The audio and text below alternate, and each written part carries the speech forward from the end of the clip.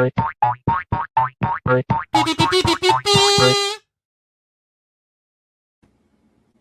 right, it is indeed time for the Fluffle to assemble. Welcome to the Rabid Atheist Show. I'm your host, Ed Raby, a former pastor turned atheist, now a compassionate anti-theist.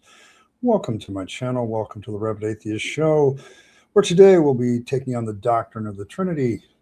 Always a fun time when we take on doctrines that are suspicious, very, very suspicious. But welcome one and all to all of you in the Rabid Nation, whether you are a paid-for citizen or whether you are just a tourist who's subscribed, or whether you are just a person looking across the border, wondering whether or not to emigrate to such a wonderful nation as the Rabid Nation. Welcome one and all. Welcome to the show. Thanks everybody for being here. Do the like thing, do the subscribe thing, do all the things that you're supposed to do as a good watcher of YouTube channels. I know I do, so you should too. All right, a couple of announcements. There is a goal in chat, and it looks like we've already got a pre-donor. All right, outstanding. If we reach that goal, that keeps my streams ad-free. Yes, tap the dislike button twice. That was a good one, too. There you go. But yes, do all the things. But yes, if I reach that goal, that helps pay for my channel, helps me keep motoring along as a content creator, and I will wear whatever hat has been chosen by the poll at the time we reach 5. So there we go. So,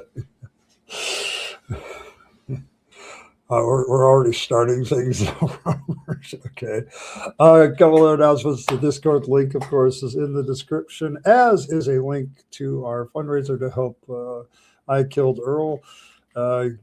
IKE could use some help right now. And I'm actually very proud of the Fluffle right now, because we are at almost 4,000 out of the 7. So we're short $17 of 4,000. So I thank everybody for that. That's pinned in the link. The other programming announcement is, until further notice, Wednesdays will be hopefully eventually a video premiere, but I'm going to take the day off of streaming. But I will still be on 4 days a week. But I noticed that a couple weeks ago when I took that Wednesday break, I felt so much better. So I'm going to see if that can continue to be duplicated week after week. So Monday, Tuesday, Thursday, Friday. So I'm going to take Wednesday off, write some scripts, hopefully get some videos out. All right, let's see. And today's question, of course, is the Doctrine of Trinity. We're going to be using RedPen Logic's explanation of the Trinity, because, I haven't picked on RedPen Logic for a while. So there you go. All right, well, who's here? Blossom's been here talking with me, talking about parents and God and everything else. That's always good to see Evan as well. Lurking is always good, regardless of who does it. Rimmer is here. Let's see, Faye is here. Dragon Rider's here. Decibel, thank you very much once again. The Hat Fund, 1 out of 5. And Robert's here. Mentioned him already. Michael's here. Bren disagrees with the title. Okay. All right, let's have a bunch of atheists fight about the Trinity in the chat. So, thank you. I knew that most of you would be like, yeah, if you got to take care of yourself, take care of yourself. So, but I just felt so much better that week at the end of the week. I'm like, man, I actually have energy. I wonder if this 5 days in a row thing is kicking me out.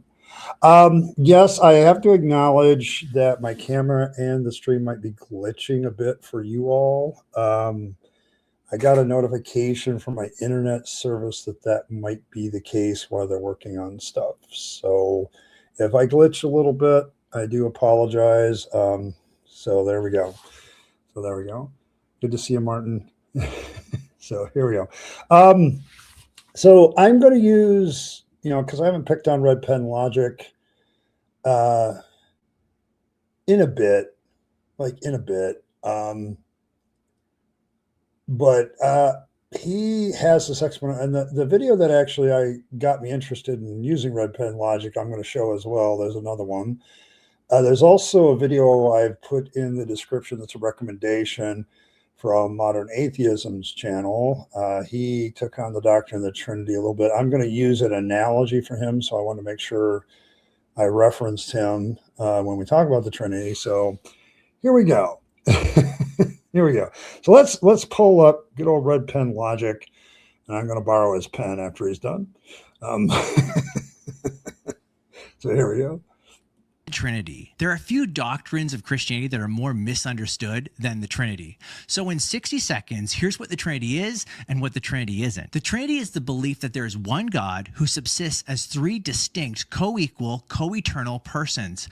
One eternal being who is three separate divine persons. Or simply put, God is one what and three whos. Even though you won't find the word Trinity in the Bible, the doctrine emerges when you bring together three essential elements. First, there's only one God. Second, the Father, Son, and Holy Spirit are distinct persons. And third, that each person is fully God. Now, you may disagree with one or more of those elements. Fair enough. But that's the view. The Trinity is not that three beings are one being or that three persons are one person. Certainly, this is a mystery, and that shouldn't surprise us. We're talking about God after all. The Trinity is beyond reason, but it isn't against reason. Oh, the Trinity is beyond reason, but it isn't against reason. Anybody else have a problem with that statement?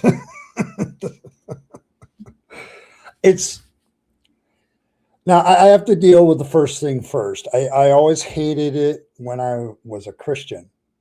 When we were into the mystery card, I'm like, I hate that we were under the mystery card. We play the mystery card way too much. And the Trinity's there. It's clear in the Bible. It's not against reason to think that the Trinity is a thing, but it's beyond reason, and we really can't fully comprehend it. So how the hell would we know that it's not beyond reason? Like how? I don't understand why our good friend here can't seem to see what the problem in his logic. Now, as I said, I was watching, what got me interested in this was a couple of videos from last week. I was just perusing YouTube like I usually do when I have some time on my hands trying to figure out what I'm doing on my own show. So what I ended up doing is, I'm perusing around, and I got onto this other video by Modern Atheism talking about the Trinity. And he used a great analogy. He says, basically what the Christians are doing is something like this. You meet a guy who, and I'm going to change the analogy just a little bit to make it Trinitarian, okay, to make it more like the Trinity doctrine. You meet a guy who has three women with him, and you ask him about the three women, and he says, oh, these are my three wives. Oh, he says, you interact with them, and you say, oh, I've never met anybody that, was polygamous before. And he looks at you funny and he says, no, I only have one wife. These are just three expressions of the same one wife that I have. I'm monogamous just like you. These are just three separate persons with the same wife. That is the level of logic we're dealing with. Okay, that's the kind of thing. I thought Modern Atheism did a pretty good job with that analogy. It's one of the best ones I've heard. Like, it doesn't make any sense whatsoever. My contention has always been, okay, if you have three persons and you really have three gods that are pretending to be one Godhead, that sounds more like polytheism.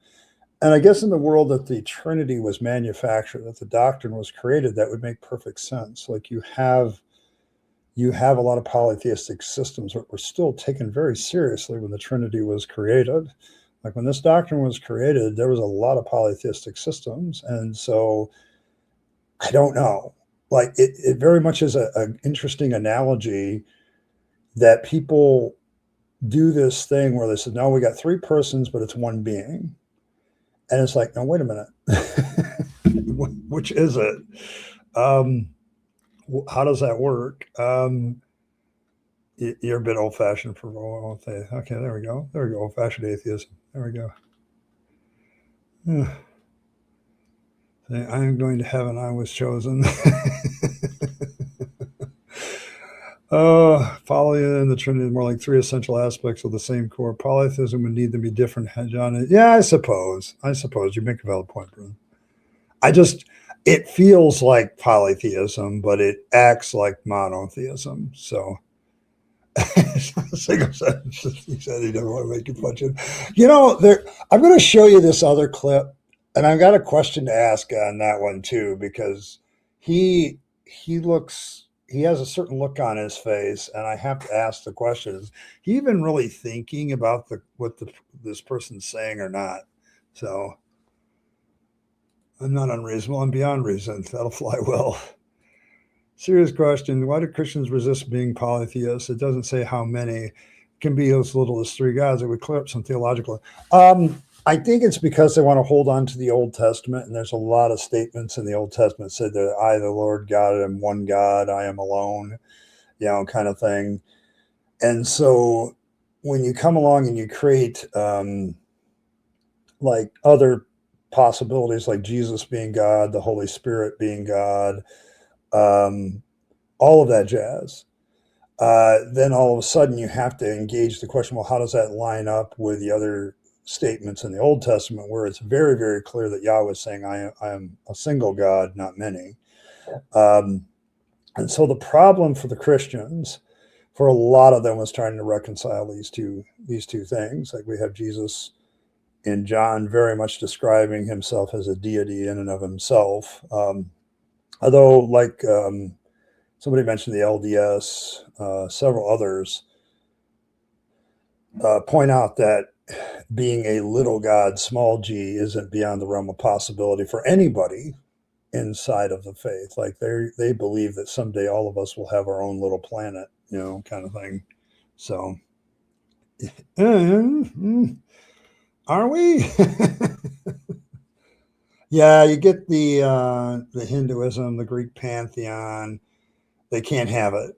They have to have this one big truth. They have to be in the monotheistic camp without being in the monotheistic camp.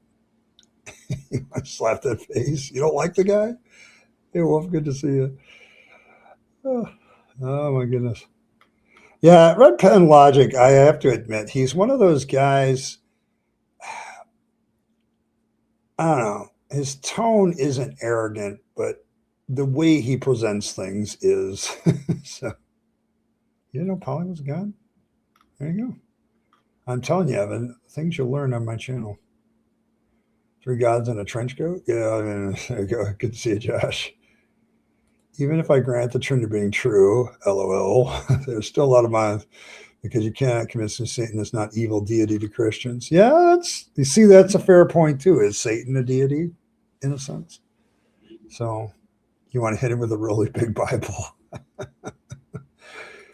The only way it makes sense is cultural appropriation. There's an attempt to square with pieces of older polytheistic religions into a monotheistic version. This is the result. There you go. It identifies as monotheism, yes. It self-identifies as that, yes.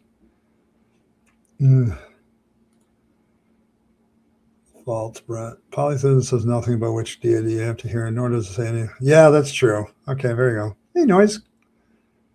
Hey, Eric. Yeah, well, that's true, Eric. Like, I don't think Judaism was totally monotheistic either. They accepted other gods' existences. Like the way I had a big fight one time with a theist about that.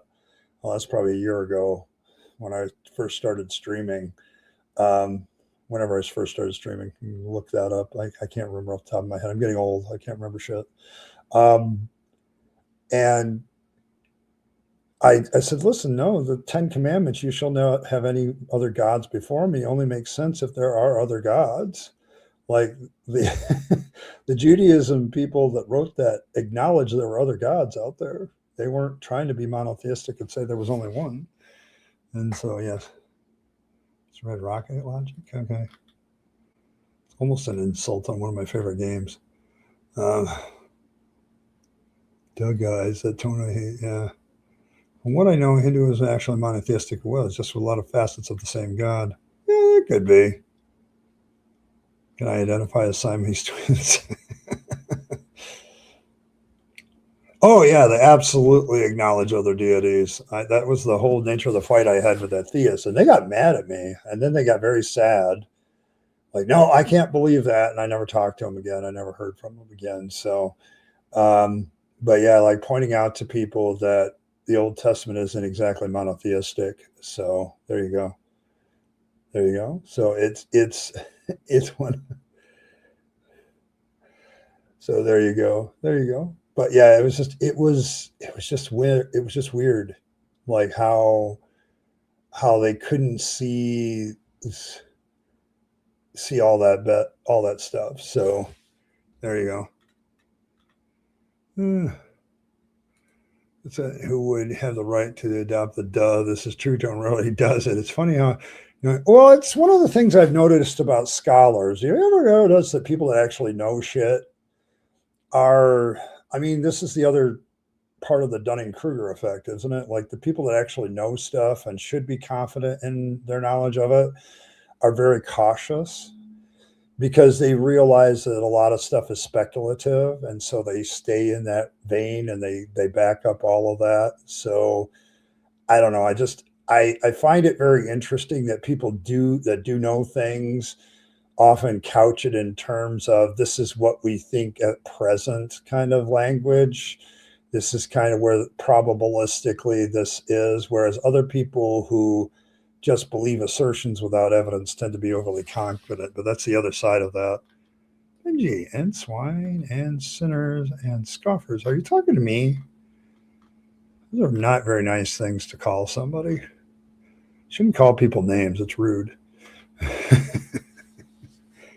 And Jewish God frequently loses in battle with other gods. Yes, he does. Divine counsel. Cough, yes. Jesus is another God who doesn't count as breaking the first commandment because he bears God's name, his other as he tells it. Christian love is your favorite type of love? Yeah. Yeah, I do scoff at things that's silly. I suppose that's fair. All right, I'm going to play this other one that got me interested in using RedPen logic because I was looking up, okay, who's been talking about the Trinity lately? And so I found this video by looking at this other one, and I'm like, okay, this RedPen logic talking about the Trinity these days. And sure enough, this is something that he stitched to somebody else's short. So it's interesting. Yeah, it also made, if you start name calling, I've already lost the argument, to be honest. All right. But yeah, this is the video that actually kind of started this whole looking into the Trinity. I'm like, what are people saying about the Trinity these days? What's the latest analogy? And unfortunately, he doesn't give us an analogy, but I want to talk about the other side of it, which is the deconversion side of it. Why is this a big issue for a lot of us that left the faith? So why is that something that happened? And so this lady says some things, and then RedPen logic has to respond to it. So I want to talk about this video for a minute. Church for any length of time, you know the one doctrine that you just have to believe. Don't question it. If you question it, you're not a Christian. Okay, I got to look at RedPen's face here. Does he look like he's actually interested in this topic, or he's just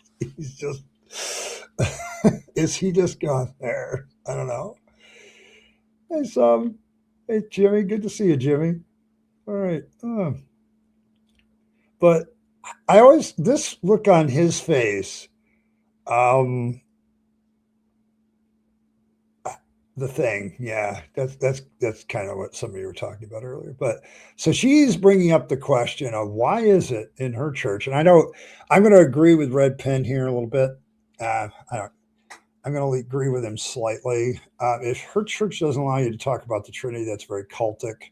So, like, if you're not allowed to talk about something, you're more cultic than not. So, but yeah, it's low hanging fruit. I get it. Faye, it's fun. The Trinity. Why can't you question this? Because they can't defend it. And why can't they defend it? Because it's not in the Bible. Well, it's true that Okay, I got to stop there because she does make a couple of valid points. It is very, like, we just heard a defense of the Trinity from the very same guy that's talking now. And his defense ends with, Well, some of it's a mystery. It's beyond reason to comprehend, but it's not unreasonable. Like what? Um, and he's openly admitted in his own defense of the Trinity that I think he does later after this that there's a mystery element to it that he can't get it. I don't know that. And then she comes along and basically, this is the question that got me thinking about it. When I was in the church, what was so problematic about this doctrine for me?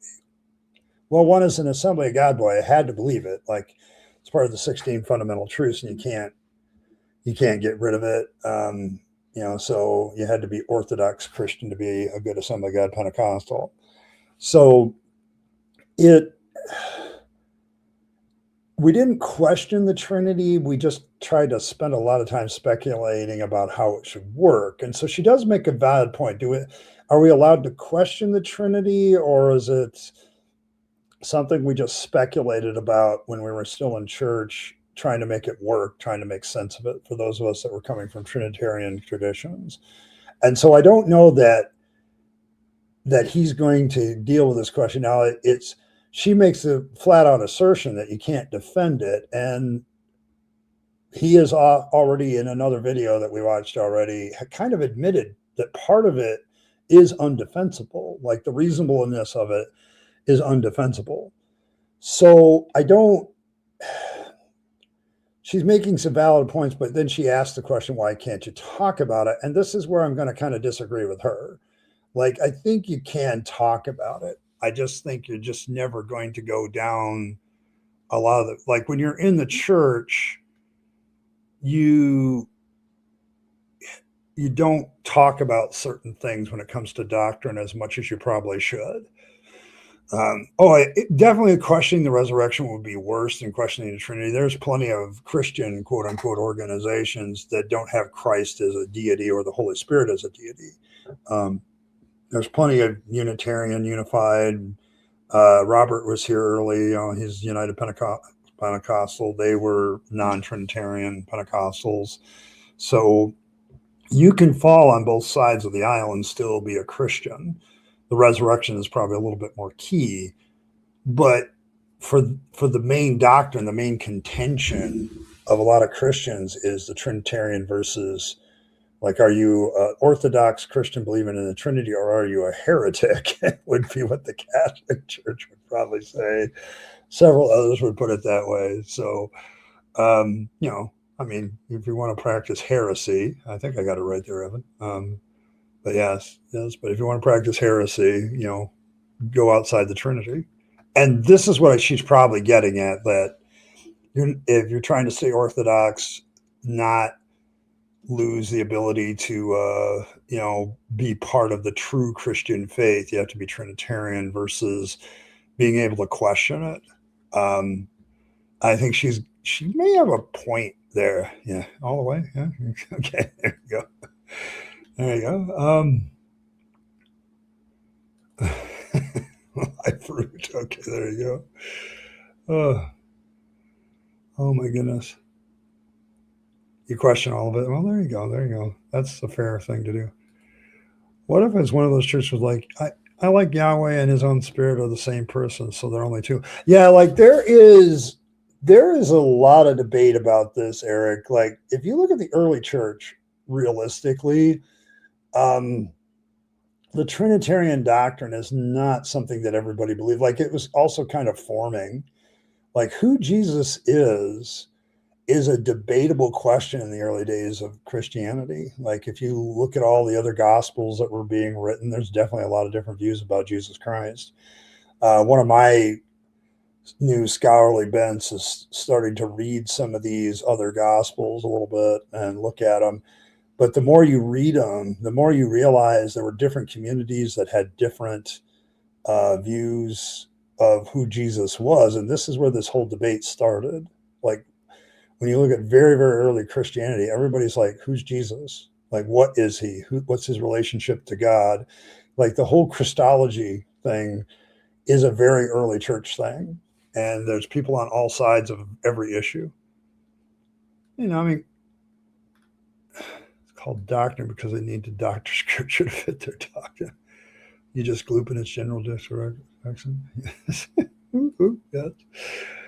Being Trinitarian isn't enough. You must also believe that they're all equal, otherwise you die of anal prolapse. Yes. But yes.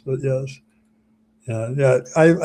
I think Michael makes a very good comment because they need to do it. All right, let's see what his response to this woman's accusation is. 9 essential doctrines like the Trinity puts you outside of Orthodox Christianity. It's simply not true that Christians aren't allowed to ask serious questions about these doctrines. For example, I've talked to many young people who have expressed sincere questions about why Christians believe that God is one being and yet 3 persons. In response, I didn't say, just believe it without evidence because it's indefensible. Instead, we opened up the scriptures like the Bereans to see if these things are so. Contrary to the claim of this video, there are many books that give a defense for the Trinity. For example, one aspect of the case for the Trinity is the belief that Jesus is God. Kriegel Academic recently published an 800-page book titled The Incarnate Christ and His Critics, a Biblical Defense. Now, you may not agree with the conclusions, but the claim that Christians won't or can't give a biblical defense is absolutely false.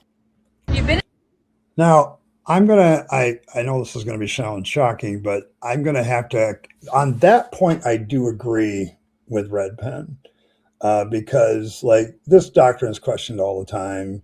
There's books written about it.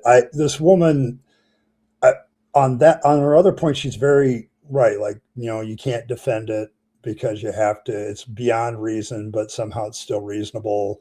You get into these mystery questions where if you're hiding behind mystery, you're basically acknowledging you can't defend it. So she makes a valid point there. And there is kind of if it's Orthodox doctrine, like the church just likes to accept it and not talk about it as much. We just accept it and move on. Hey, modern atheism, I was just talking about you. I put your video on this subject, the 7-minute one with the whole wives analogy. I threw that one into the description of this stream, and I referenced it. I used that analogy, the 2 wives. I turned it into 3 because it makes it more Trinitarian. But yes, very, very, very good video, by the way. Broke that down pretty well. I enjoyed that one. Don't mind giving a shout out to a good video, and that's definitely one of them. Yes, and I know. Yeah. Trinity is all, yeah, like there you go. It's they got to be equal. You have to see. It's really weird. That part of the doctrine is really weird, Michael, because you have to have co-equal persons that are all equally God, but not. They're just separate persons, not a separate God. Like this thing gives you headaches if you take the doctrine of the Trinity seriously and you try to make it work. As a theologian, like I used to have to every once in a while I'd revisit the Trinity because the thing about theology is every question about God relates to some other question about God. It's all interconnected. And so you end up having to come back to the Trinity doctrine all the time when you're trying to do something else. Like why does the Holy Spirit do certain things now that Jesus couldn't do? What is the God the Father doing now? It becomes really interesting. So, so what do you mean you can't quote unquote a question as long as you shut and swallow? Yeah, he kind of did say that. Like the thing about the Trinity doctrine, Evan, is like she's right to a certain extent. If you start thinking, I don't think that's right, I don't think the Trinity is right, people start looking at you cross-eyed, and you can lose some of the fellowship of a church that's an Orthodox church. Like this is why I wanted to take this on a deconstruction kind of mode a little bit here, is that she's right to a certain extent. Like you can talk about these things, and as long as you don't I don't believe that.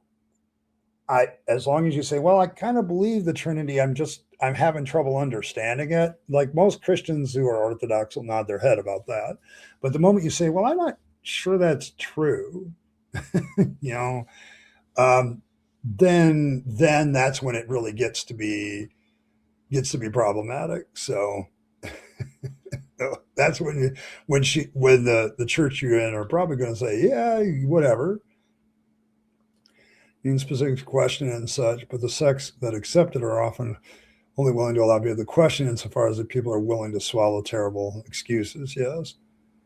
I don't want to be an outside apologist explaining God's mystical nature. I want to be a Bible to clearly explain it. Is that really too much to ask? Yeah, it would be. Yeah, why would the Father be equal to the Son is an old question. It is. It's actually goes all the way back to the beginning, Eric. And so, well, an old lady swinging her purse at a tank is offense. It's just not a particularly good one, and it's not going to stop it. It's the same as saying we have this apologetic book about the Trinity. Well spoken, Robert. Well said. Oh, how a cylinder is a circle from more than one end, a square from another, but it's all one shape. I wish more dimensions. But dimensions don't equate to personhood. Like this is the real problem with the Trinity doctrine is saying that these three persons are one in essence. They're essentially the same in essence, but they're three different persons. It's like the analogy that modern atheism came up with, and I'm going to use here again. If you meet a guy that has three women running around him and he tells you that they're his three wives, but then when you accuse him of being polygamous, he turns around and says, oh, no, they're in essence all the same wife. Like they're just three different persons, but the same wife. Like I'm monogamous. That's how sensible this sounds. Like it doesn't make any sense. Yes, it's discuss. You can discuss the Trinity in the Orthodox Church. You just can't challenge it. Like if you challenge it, you'll find yourself out of the church. Like from a deconversion point, Wolf, you know this. If you've spent any time inside a church that's Orthodox, you know full well that the moment you say you don't believe the Trinity, you're in trouble. Like, like you're going to be facing some questions from the elders, et cetera, whatever kind of church you're in. Well, it's you got the Trinity wrong there, but we can start another heresy. Like it doesn't matter to me. The unholy Trinity, by the way, is me, Earl, and Fangs. Just that's the Orthodox view of the unholy Trinity around here. That's Fangsology dogma. I was wearing the hat at the time I said it, so that's how I know it's true.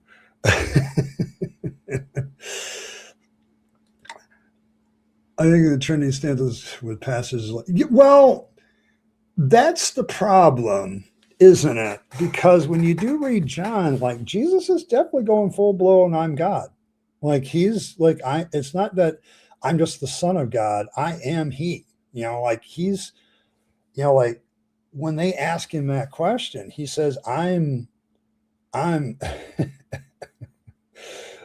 I am, he doesn't say I'm he says I am, which is a deliberate callback to the Old Testament where, God says, I am that I am, like tell him I am sent you. And it's so Jesus does go full blown, I am God in John. Like, I don't think that's deniable. The question is, the other gospels don't seem to put Jesus at that high of a status, particularly Mark. And so you also got these statements that there is only one God, and then we got Jesus and talking about his Father, who is also God. And then you got the Holy Spirit thrown in and they're God. But then you have other verses that are like, maybe not, so there you go. Yeah, pretty much. You want to deny it? Okay. Oh my goodness. I never heard anyone say it, not until after I left. That's how much you don't go there. Yeah, like it's when I look back at my deconversion, though, when I was in the Assemblies of God, the Trinity was not something you as a person challenged. Like I almost got in trouble for being an open theist. Like I was like questioning the way God's omniscience worked.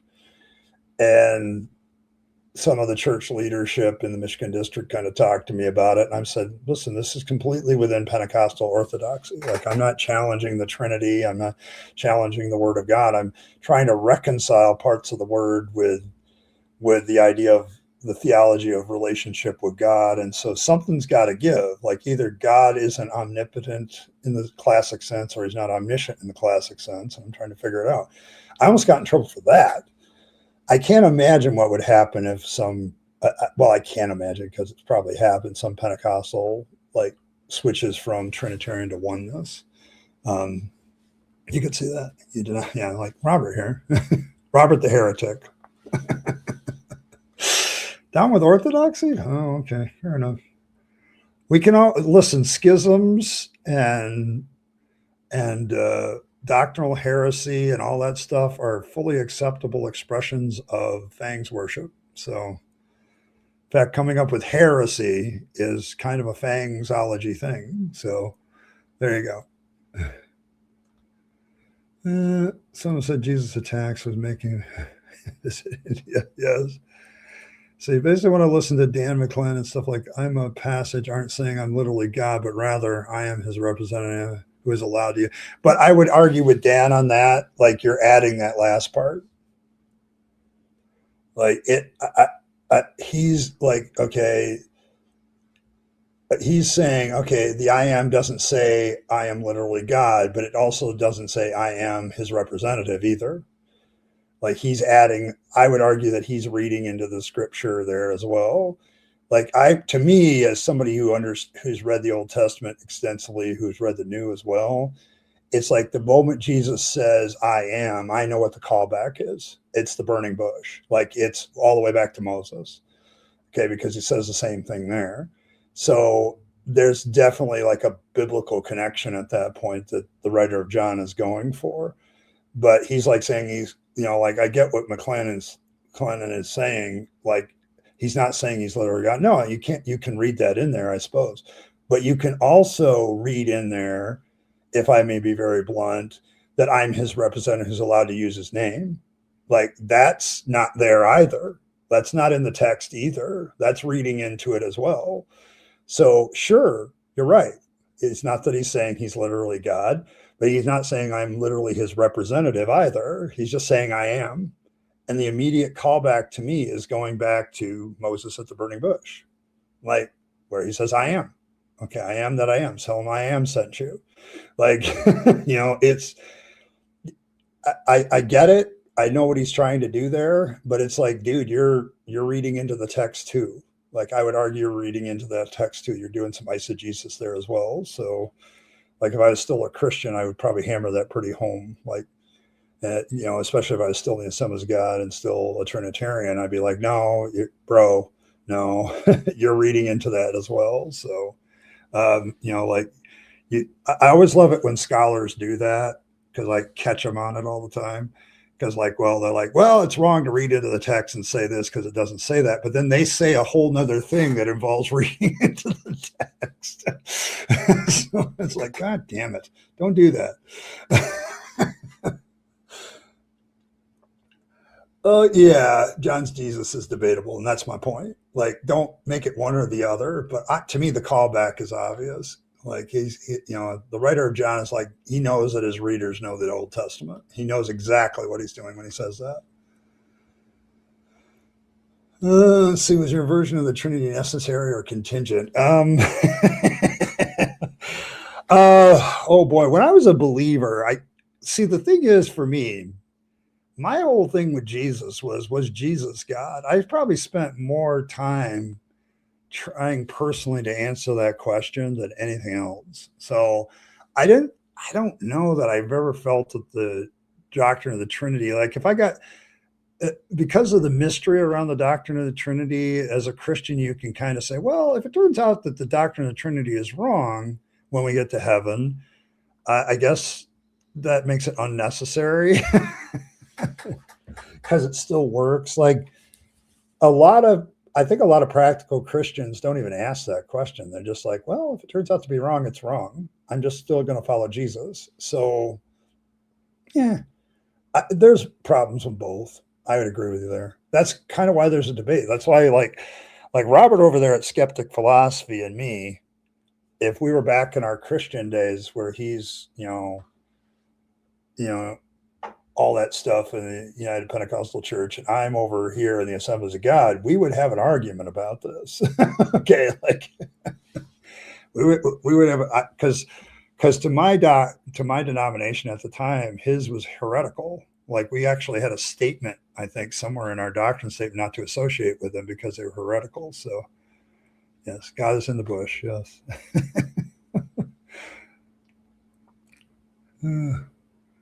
Somnia cookie? No, I haven't.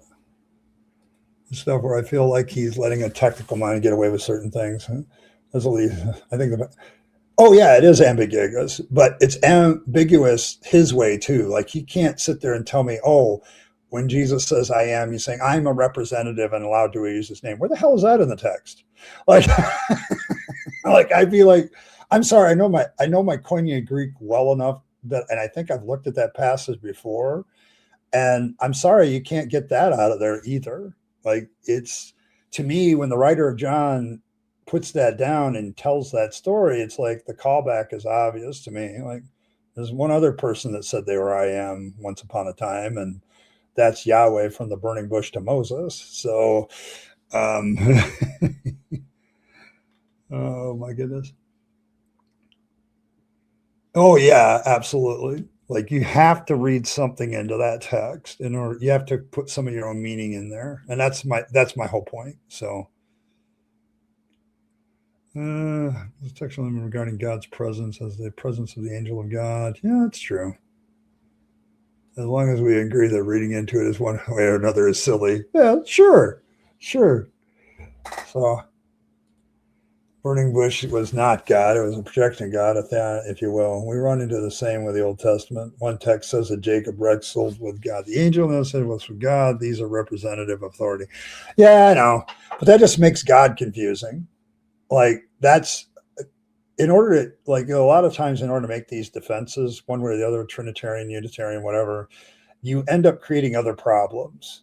Like in the cases where God represents himself, like when God shows up and Abraham has a conversation with him about, if there's 10 righteous in the city of Sodom and Gomorrah, will you spare the city? Like you have the angel of God being different things. You have God doing other things. Some texts do talk about, he's wrestling with an angel, and then the other one says, no, that was God himself. So it's like, okay. So, but you can wrestle with God and win apparently. So, and God has to cheat to beat you. So that brings up other problems.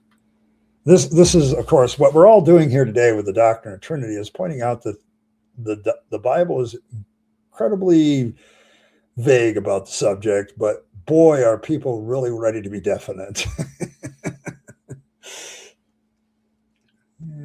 Illogical, literally seeing God and living. Yes, like there's one passage you can't see God and live, and then the other one, God's like wrestling with angels, and Abraham's having a sit down chat about Sodom and Gomorrah.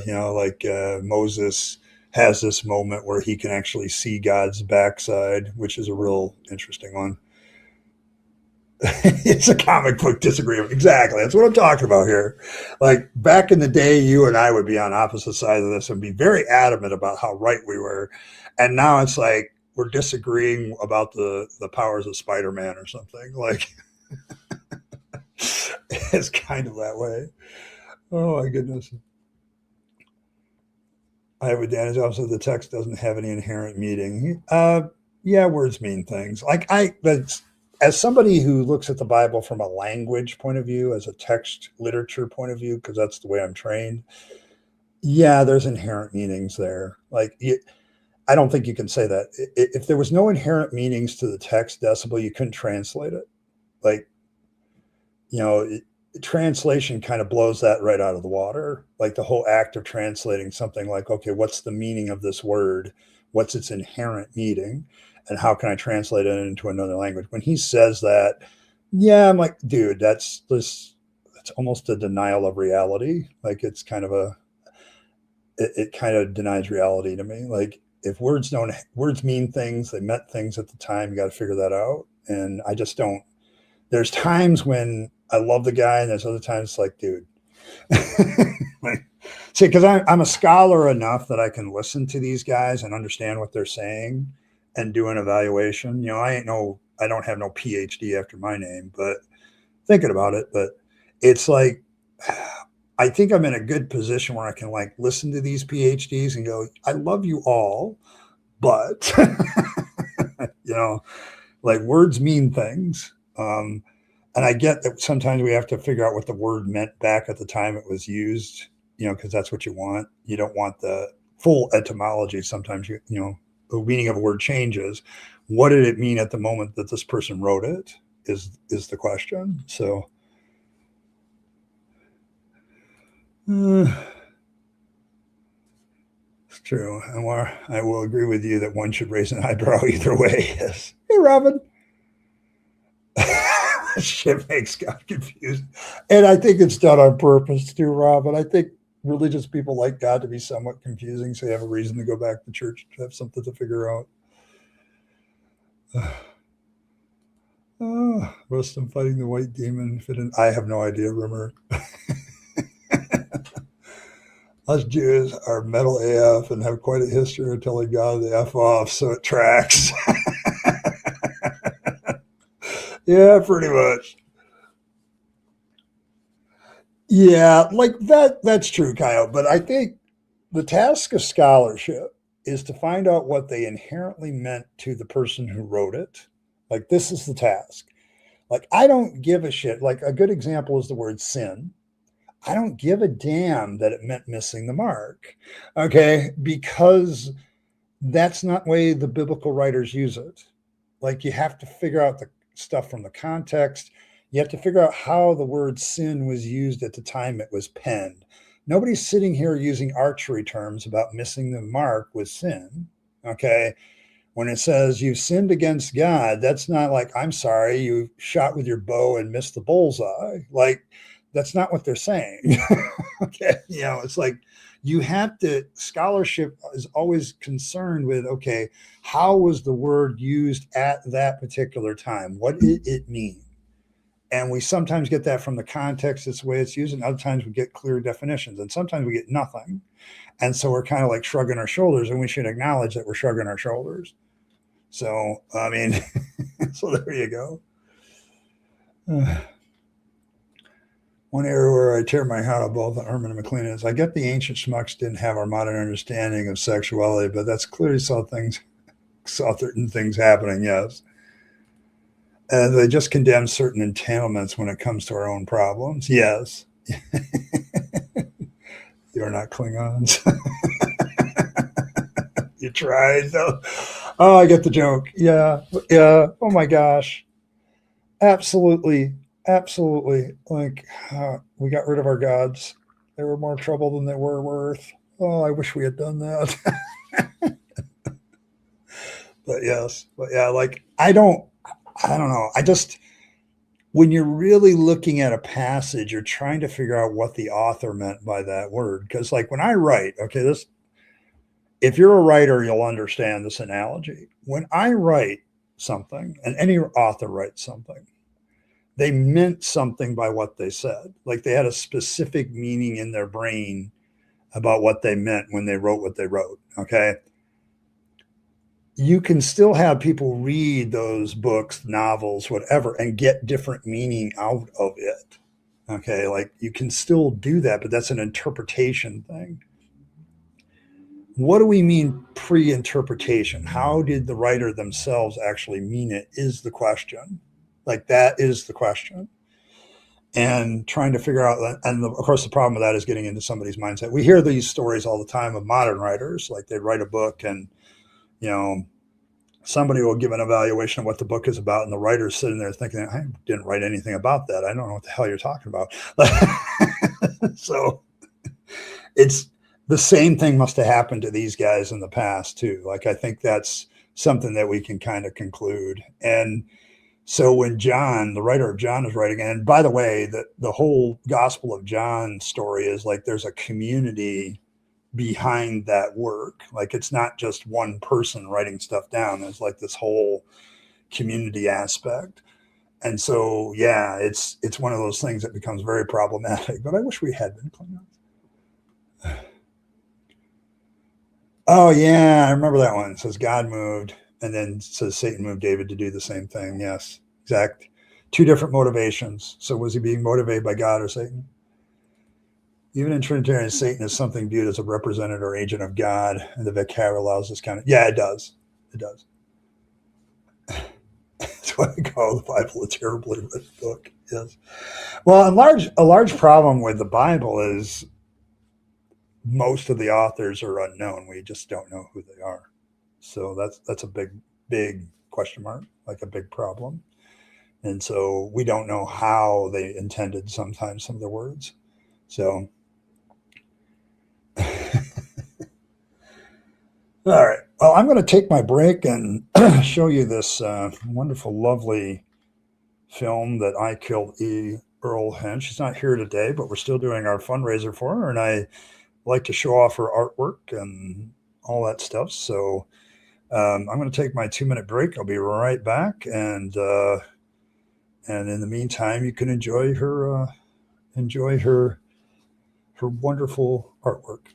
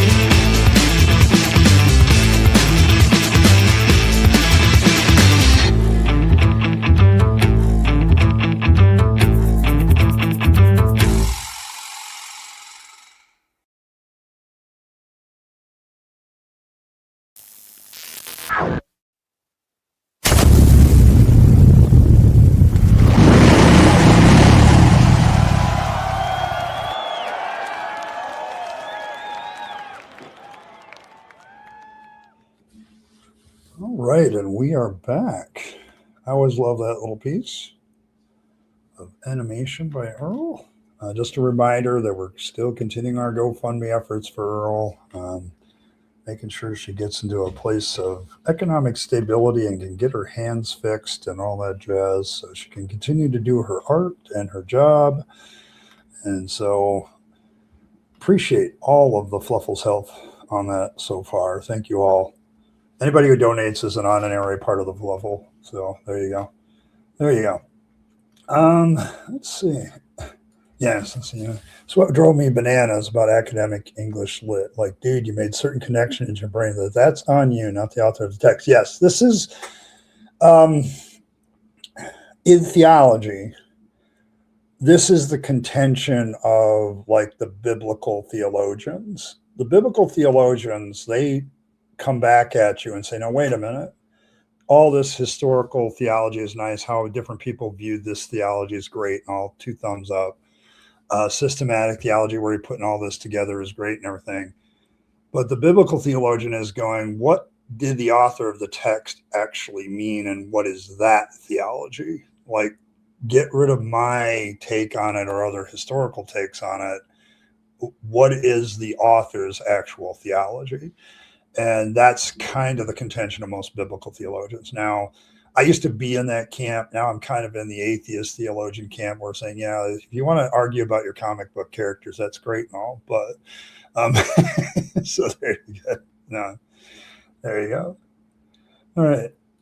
Is Satan is polytheism? Yeah, like I think Satan has his place. Like if you read Job, who the hell is Yahweh talking to? like he's talking to a council of the gods. And I've always gotten the feel when I read the book of Job, like this is just my opinion, like Yahweh is like the head of a council of gods and Satan is just one of them. And his whole job is to accuse, like it's almost like a polytheistic kind of view. I got really like council of the gods vibes from that passage, and Satan is just there, to accuse Job, and that's just his job as one of the gods. And then later on, Christians made this into. I've always gotten that feel with it, but yes. Hey, coffee. The Bible's pornography. Yeah, there's parts of it that are pornographic. Yeah. Yes, I do believe that's the Council of Nicaea. Like somebody who's more of a Catholic than I could probably tell you for sure, but there's a council where they debated and the Trinitarian doctrine was formed, and oneness and other gospels that had Jesus as a different way were rejected and declared to be heresy. Heresy around here. It's originally written in terrible German Luther to make it readable. Yes. You don't understand the works of William Shakespeare unless you read them in the original Klingon, to call back to an earlier joke. So there you go. God's Jesus pimp because he said Jesus get nailed by a bunch of guys with hard work. Would not work. Hard work. Okay, there we go. Fair enough. We need to set up a comic book style debate on this Trinity thing. I'm down. I'm absolutely down for that, Robert. Like, both you and me pretending to be what we used to be and having that debate. I think that would be funny. I think that would be hilarious.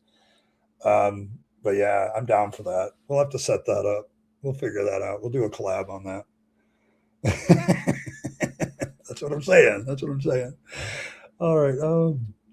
Capital S Satan makes a grand total of 0 appearance on the what Christians call the LT. Yeah, like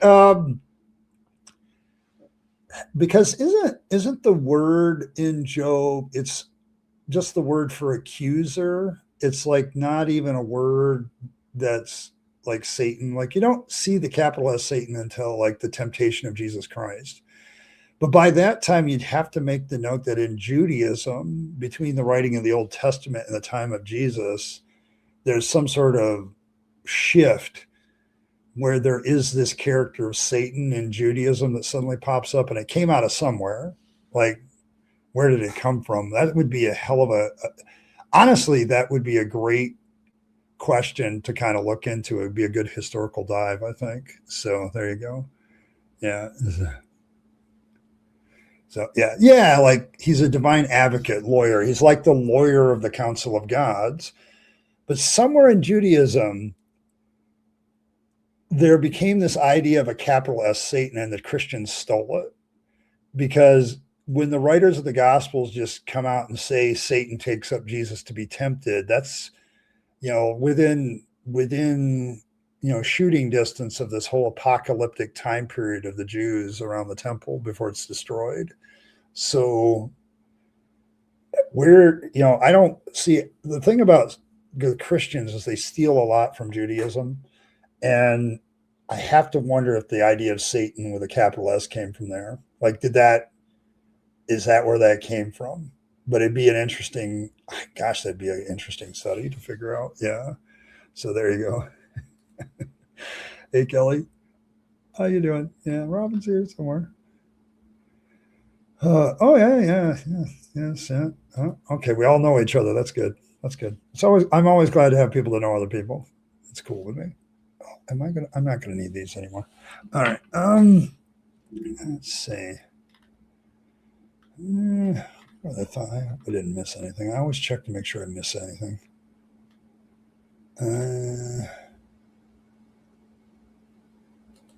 Your comments don't land. That's just a weird one.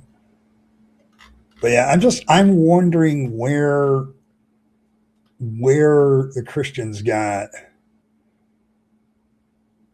this. I have to ask. Other thing was to figure out what to do with Arianism, which held that Jesus was created by God and not eternal. They kicked it to the curb and created. Yes, that's exactly what happened. Like they were trying to get rid of this Arian heresy that Jesus was just this creation of God, that he wasn't co-equal with God, even though he seemed to indicate such in the book of John and other passages. And so that was so noise. Thanks for the research. Thanks for the update. Always appreciate that. 90% sure that Christian invention. I mean, I wouldn't be surprised if they did it while they were still an apocalyptic Jewish sect, but I'm pretty sure it was a them thing. You think, oh, okay. I think it would be a fascinating look at where the doctrine of Satan came from. Like, how far back can we go? Because I know we can go back to the 2nd century. So I've read a lot of the philosophers of the church. I have a degree. I have a master's degree in theological studies. And sorry, the Trinitarian, like, they all end the same way. Like, there's just some parts of this that we'll never understand. It's just a mystery. So, actually, no. We have an accuser in Job, and we have a serpent that isn't said to be Satan in the garden. Those are later Christian inventions. So,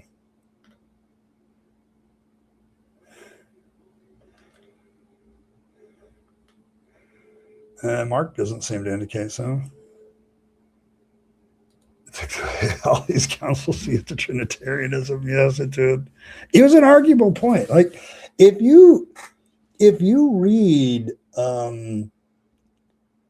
like a lot of these other gospels around the 4, there's something going on, and there's different communities that are rallied around certain gospels. And so this fight starts even back then, and it takes like 300 years for them to sort out that battle. And even then, after they condemned Arianism, there were still people that were Arian heretics that continued to maintain their belief. And so it's historically not one of the better times in the history of the church. Like, it's just so yeah, there's definitely an evolution. So, hey, Kelly, thank you so much. Welcome, citizen. And a citizen by choice, which is even more notable. Because every once in a while, the elder gods send their emissary around here, and he'll just dump like 10, 20 memberships. Here, you get a membership, you get a membership, you get a membership. And I call those my conscripted citizens. So, but you're a citizen by choice, and I appreciate that. Welcome to the Rabbit Nation and the Fluffle of Fangs. Don't worry about the Fluffle, we'll explain it.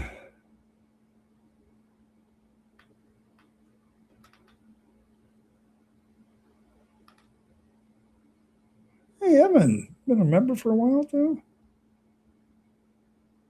Yeah, he's kind of proving your point. Like, he's having to reference early Christian works, kind of proving that the concept of Satan doesn't really actually, with a capital S, exist in the Old Testament. You have an accuser or lawyer of the gods in Job, and you have the serpent, which isn't said directly to be Satan in the text. Otherwise, I think you would have that. So that's a conjecture by Christians later. That's a later reimagining of the Old Testament text through Christian lenses. So there you go. Find that interesting that you're a citizen by choice. Welcome to the Rabbit Nation, though. I appreciate my citizens that are here because they want to be here.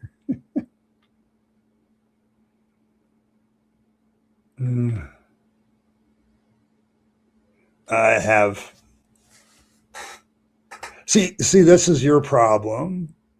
My guy, did you assume that we atheists don't know anything, or we come from backgrounds? A lot of us come from backgrounds of being believers.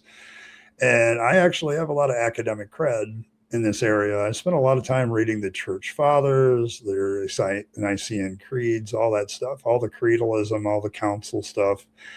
And yeah, it's theological development that is done in the times of history, but Satan with a capital S doesn't appear until you have the Gospels. Like, until then, that's looking backwards and post hoc rationalizing where the serpent or Satan, the accuser, is in Job and that sort of thing, and then you reinterpret it. So, what latest research can you do on the councils? I mean, it's not going to be research. What it's going to be, how are we going to spin them? Like, let's talk about what it is. It's not research. It's spin doctoring. Like, we have new modern sensibilities, so we're going to rewrite the books and spin it in a different way. But I doubt very much that it's research. Like, you can read the council stuff and know what was done at the councils. Okay, just because I don't happen to agree with your interpretation of what those councils mean doesn't mean I'm wrong. Okay, like, I'm sorry, like, I've read that stuff. Okay, I was actively looking for doctrines of the church to put in my master's thesis about First Timothy. So I was looking for ecclesiology. So why wouldn't I look at those councils? Like, how did the church operate? How does it work? And the fact of the matter is, the councils are ultimately Orthodox Christianity saying all the rest of you are wrong and we're going to persecute you because you're wrong. And they did. Like, that's what it's about. So, so there you go. You're not up to that kind of nonsense. That's why you're one of my mods. That's your own fault for saying. No, but the thing about the show, like, you could, Kelly, my shows, you got to watch the chat too. My problem with this guy, here, I'll put it back on the screen. My problem here is the arrogant presupposition that we don't know. Like, Evan is Jewish and knows their faith very well and has studied it. So when they say something like, hey, I just don't see this Satan with a capital S in the Old Testament, they're not whistling, they're not making it up. They're not sitting there going, hey, man, I'm just pulling this out of my ass. Okay. Like, that's, yeah, watch the chat. It's hilarious. But we're not pulling that. I spent a great deal of my time studying ecclesiology because that was my doctrinal interest. I wanted to know what the theology of the church was. And you can't get that without studying the councils and studying the different heresies that the councils were dealing with and coming up with your own mind and your own opinion about it from your own studies.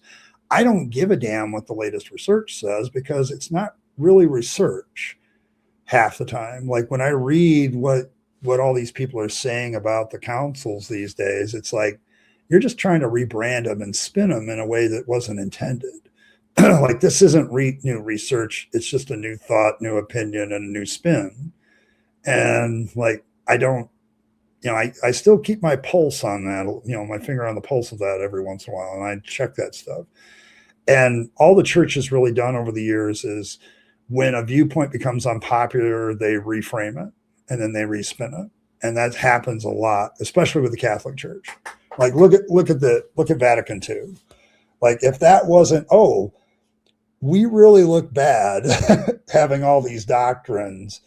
So, it is more nuanced, don't get me wrong, but it's more nuanced than that guy wanted either. Like, he doesn't want to understand that these people don't want to understand, like, there's political motivations behind these councils. Like, it's that, but it's like, but when you look at, like, Vatican II is a classic example of the church coming out of World War II, realizing that a lot of their viewpoints were bullshit and they weren't going to be tolerated by the modern world anymore. So what did they do? They got rid of them. They changed the doctrine, respun what Christianity was, and then rewrote the book again. They do this all the time. They're doing it now. Like, okay, every time the Catholic Church gets into a crisis or the Orthodox gets in a crisis, like, it's the same shit. Like, here we go. We're going to respin what our doctrines are. We're going to change what they are. We're going to have some sort of council to fix it. Like, this has been the habit of all the councils. They're always dealing with a crisis within the church. And there are some people that disagree with the council's decisions. I don't give a damn what the councils say. They're not authoritative to me. So they're just, to those that they are the authority, I suppose it means something to them. But to me, I find this constant, respinning of things very, very interesting. So there you go. Thanks, Coyote. Appreciate it. See you again, Odd. But yeah, like that's 3, I believe. But yeah, like it. When I look at something like even the Doctrine of the Trinity, which we've been talking about, is the result of this process of all these different groups arguing and fighting with each other. You had the Arians, you had the Trinitarians, you had, the Gnostics, you had all of these things going around, like it, and it all culminated in these various councils where one of those groups seized control of what quote unquote was Orthodox Christianity and pushed the rest out. Like it, to me, that's just one of those things that's obvious to me. Like it's like if you read the councils, read the history of the early church, this is what happens. Like I was, it doesn't take, you don't need some reinterpretation and latest research to understand what's going on. So I don't know. So when somebody wants to sit there and lecture me about what I know and what I don't know, I get it. It's not so much that I get offended. It's like I get offended at the arrogance that says, please, you don't understand. You're wrong because you don't understand it the way I understand it. Like, no, it's not the way it works.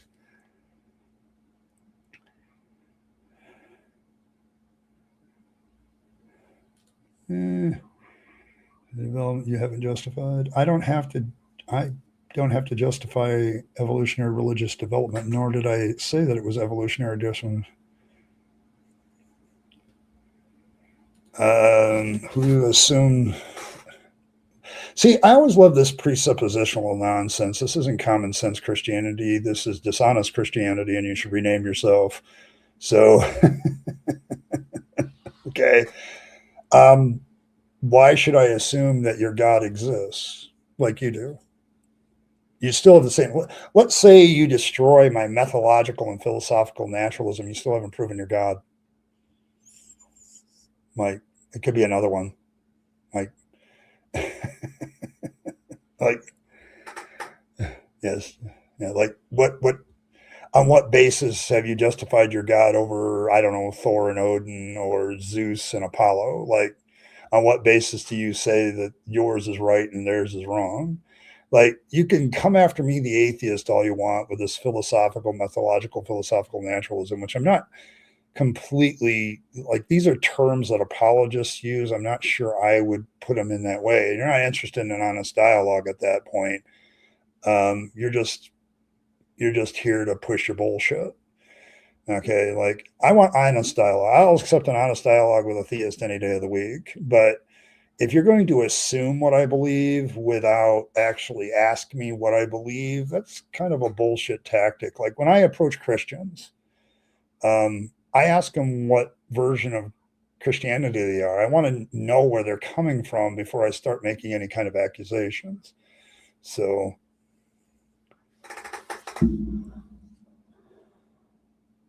based on what standard of evidence? See, now you've admitted that there is some sort of standard by which you judge your faith against another. What is that specifically? Am I guessing it's going to be some sort of evidential thing, which now you're the philosophical naturalist. Congratulations. So, oh, yeah. Yeah. Just no. I don't really believe in prayer. So like, I don't believe in woo. I don't believe in spirituality either. I've kind of taken all of that. Like I've had like Ocean here. He's a pagan. And, I've asked him a question a couple of times, like prove to me how your spirituality is really a thing, like how paganism is really a thing. I dubiously flirted with that for a while, but it's like, I don't believe in prayer. Like I'd rather roll up my sleeves and do something like our GoFundMe and Evan's GoFundMe for Earl. That to me is more beneficial to Earl than thoughts and prayers. Like, so there's that. Like one sense of a genetic side of God for the Old Testament. Yeah. Satan is not in the Old Testament. We're in the Old Testament. The first time the word shows up in the prophet donkey sees angels standing in the way. It's not an angel in the text. It was Satan, an accuser. Yep. Well, what are you using for evidence then? Like, what evidentialism are you using then? Explain it to me. How do you differentiate between Yahweh and Thor? Why do you say Thor has less evidence and yours has more? Tell me what that is. See, because that's the real discussion. Because you can disprove atheism, or atheism can't really prove itself either. Like I'm going to admit to you, I can't prove there isn't a God of some type. There might be a supreme being out there wandering around the cosmos. I have no idea. My issue has always been giving the evidence for the one that's supposedly real, and seeing there are 4,000 options. It seems like you guys have a debate to get on with in order to determine which one is the real God. Like, you haven't done that, and that's kind of for that. So by its claims, for example, by claims Joshua conquest of the Canaanite tribes. Well, we know that's false. That didn't happen. The archaeology doesn't support that and never has, and it's getting worse. So nope, that didn't happen. I mean, Odin said he'd get rid of the frost giants, and I haven't seen a frost giant in a long time. So it seems to me, if I was going to use your standard here of claims versus actual reality, I think Odin's ahead on points. So yeah, like there's no evidence for the conquest of Canaan, but I don't see any frost giants, and Odin said he'd get rid of the frost giants. It seems like Odin's ahead on it's 1-0 Odin. So, so there we go. Well, then you've lost the Old Testament, like from Genesis through Joshua, because there's absolutely nothing there that says any of that happened. So all those claims I'm going to throw in the trash bin at this point until you come up with something better. But once again, there's no frost giants. So, so I'm an agnostic atheist, yes.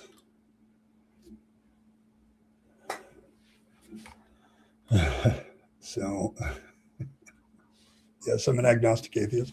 I don't believe in any God, okay? Because believing in God, whether you're a theist or an atheist or an atheist, depends on whether you believe in a God. That's about belief. Gnosticism is about knowledge, whether you believe we can know or not know. I'm not sure we can know either way, but I haven't seen anything that's convinced me yet. So.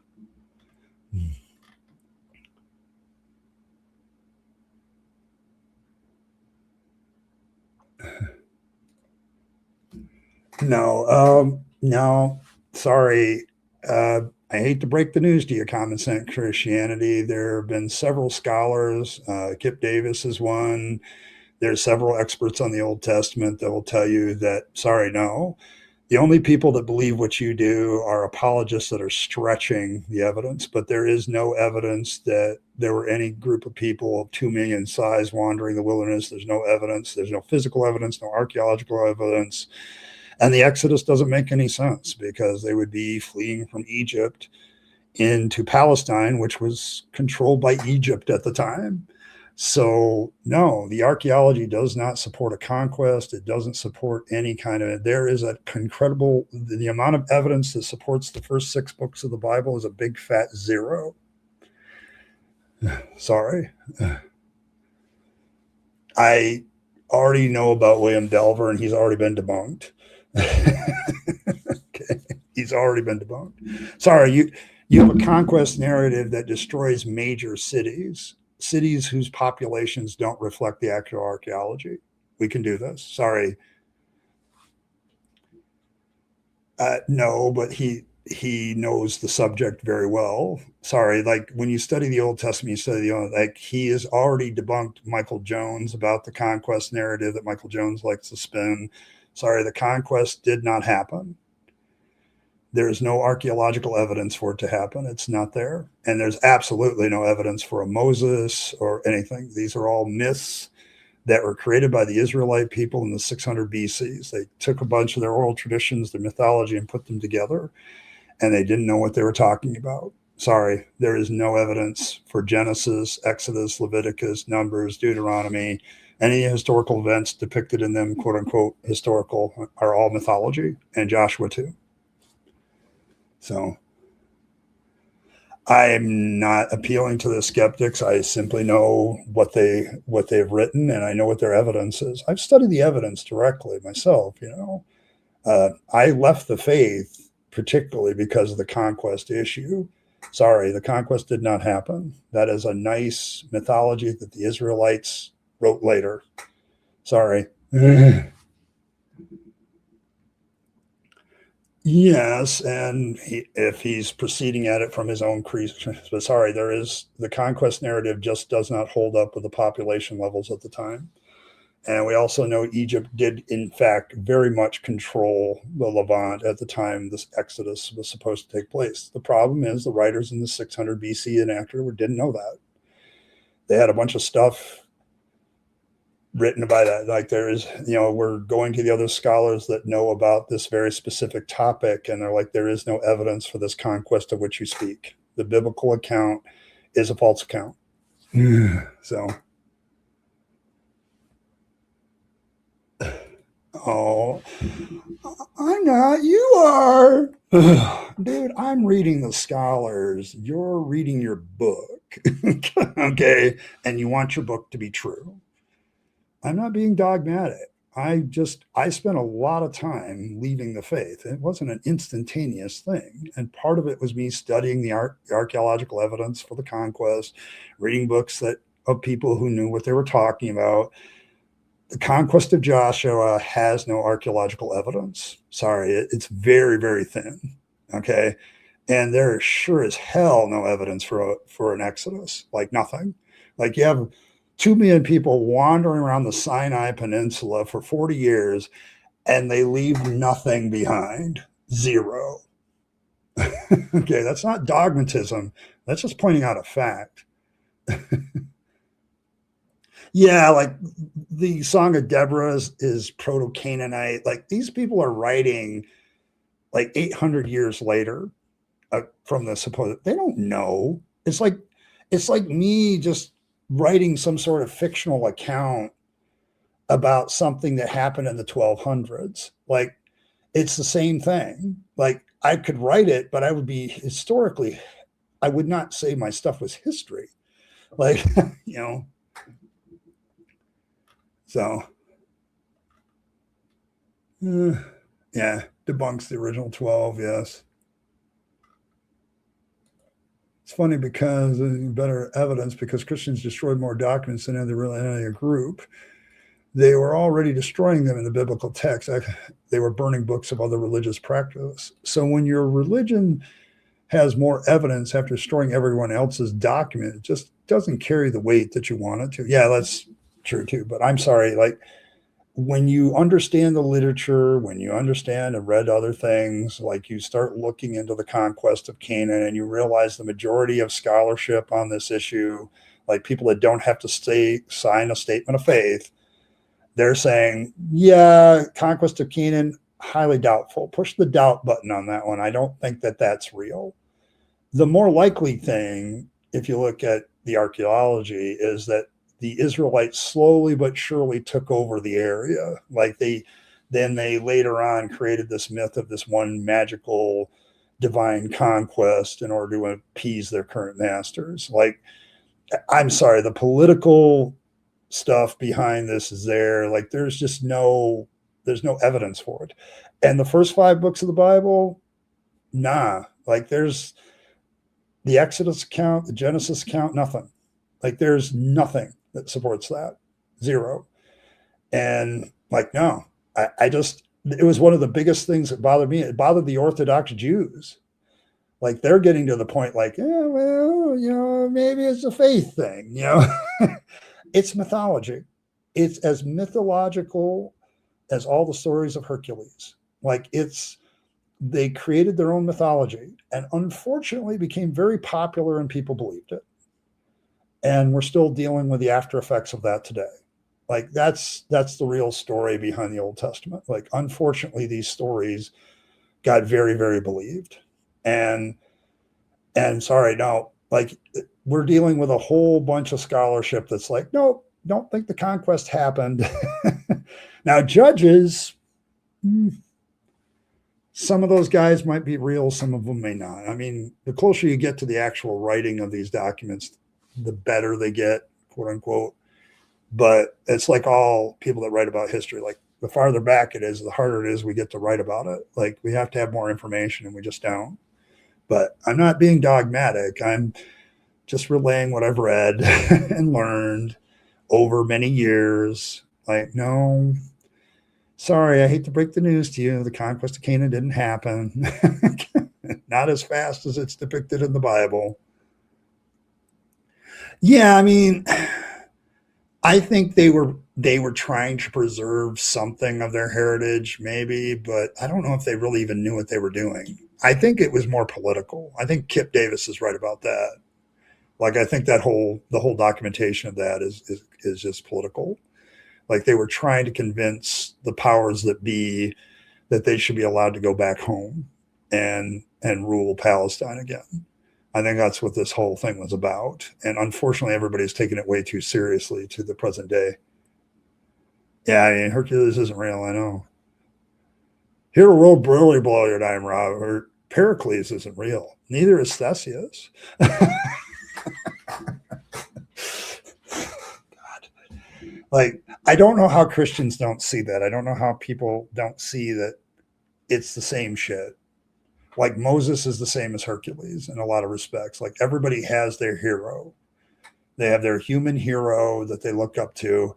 And the Jews had theirs, and theirs is Moses. They created a hero, and they, just like the Greeks created Hercules, and wham, bam, here we are. And Bible student my whole life and came to realize the last of the Bible isn't accurate. Just a little background since I'm new. Yeah, and you are where I was probably about 4 years. Like, I always knew the Bible was inaccurate in a lot of respects, probably right after seminary, like when I was 28, 29. It took me 20 some years, like even back in the 90s, that we knew that the Pentateuch was suspicious as far as historicity. And we knew that the Gospels had suspicious history too. We knew that. And my intellectual faith died probably when I was in my late 20s and around that time. But my emotional faith, clinging to it, I'd put too much time into it. I was ordained as something like God minister by the time I was 30. Like, I was figuring that maybe I could be the apologist that figures all these problems out and fixes it. Yeah, by the time I hit my late 40s, I realized I'm not fixing any of this shit. It's incurably broken. Like, it's incurably problematic. And at that point, I'm just like, nah, I'm done. And then I spent 1 year as a deist pastor and 2 years as an atheist pastor and decided that that was a bad idea and left. So, but yeah, like I feel you, Kelly. I absolutely feel you. Like, I've been there, done that. So it's okay, Evan. Oh my gosh. Well, the thing is, Robert, like, Greek mythology has been on my brain lately because my daughter is a big fan of the Odyssey, like the book, and she wants to go to the movie bad, but it's like, and then she convinced my son and myself and her husband that we should all go together. So either this weekend or next weekend, we're going to go see the Odyssey together. And as you know, as a person who believes in finding good things in events, I'm definitely going to try to enjoy this with my 2 children and my son-in-law. So if we all go together, I'm going to love that. So, but yes, I'll preserve their religion. Yeah, like, yeah.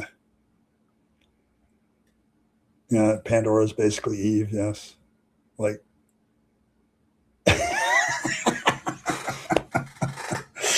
oh gosh. Well, I'm going to try to save you some time. I mean, it's fiction. A lot of it's fiction. A lot of it's fiction. And there she is. lap in which our Lord naps the wonderful, beautiful, smart, intelligent IKIlledEarl, one of the smartest women I know.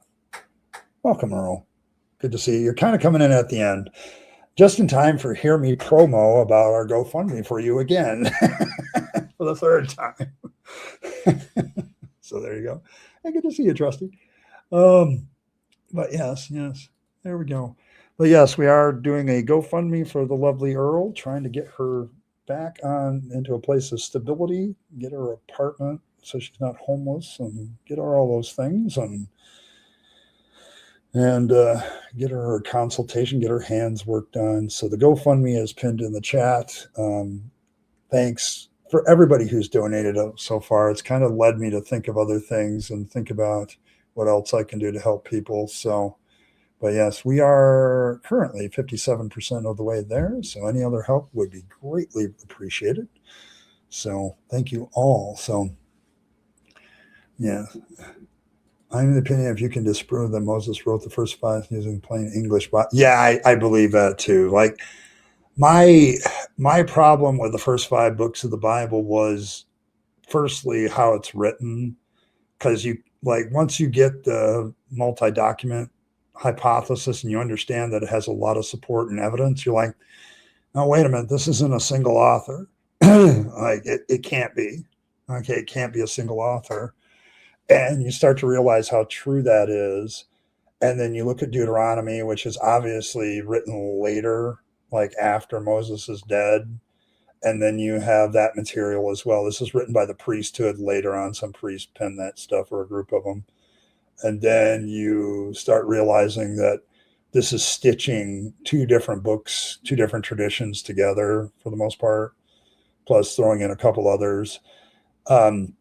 Yeah, you can do that with the English versions too, because how did Moses write his own obituary at the end? Like there's a whole bunch of things that you can do to prove that this is not penned by Moses. And then you add all the scholarship on top of it. Now it's not a single work. It's the work of editors. It's the work of scholars knitting together oral traditions and written down traditions and trying to knit it all into a narrative. And it just, you begin to understand the editing process behind it. So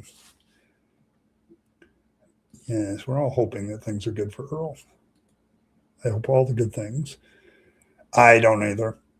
All right, folks, I do have to leave. There's this thing I call work that I have to get to. Unfortunately, I keep getting these letters from my friend Bill, and he always wants money. So, but I want to thank everybody for stopping by. I want to particularly thank Decibel and Martin, and I want to thank Kelly for becoming a member today by choice. I want to thank Evan for being a member for 17 months. Thank you so much, Evan. And then I want to thank Coyote as well. Thank you all for your donations to the channel. Appreciate all of it. I do have to run, so and get ready for work. So may Fangs nibble on all of your hearts. May he draw himself closer to you with his sharp, pointy teeth. May he purify all of your vegetables from religious corruption, and also and all of that. If you need some warm fuzzies from your religion, all you need is to look into the godlit eyes of Fangs, and he will give you all the wonderful warm fuzzies you will ever need from any religion. If you need a religious ritual, just circumcise a carrot, place it on top of your stash or anything else you find valuable. It might protect your stash, it might not. As with all religious rituals, results vary. So just keep that in mind. Also understand that Fangs works with your local laws and law enforcement to steal your stash. So make sure you check your local laws, and avoid the lies and vibes of the apologists, and all that. And also beware of the precept opossums. They are out there. So make sure you keep an eye on them. They're always looking for all of that. All right. Thanks, everybody. I appreciate all of you. I will be on again tomorrow. I might be going into a little Christian nostalgia, a little bit, some of my nostalgia. So I want to take a look at Promise Keepers and what they actually try to do and continue to do, and my involvement in them when I was a much younger lad, so I can give you some insight on what they're about. They're kind of a men's Christian movement, and so I'm sure there won't be any misogyny. Um, but I'll be looking at that again tomorrow. I'll see you all then. In the meantime, live your best life. You only get one go around, and then it's over. So make sure you take all your time, money, and opportunities and make sure you give them to yourself, the people you love and care for, and to make this a better world. You'll be happier if you do. And don't waste anything on the trappings of religion and faith. Those are dead ends. I speak from experience. And as always, folks, thanks for stopping by. I'll see you all tomorrow, 7 p.m. Eastern United States time. See you then.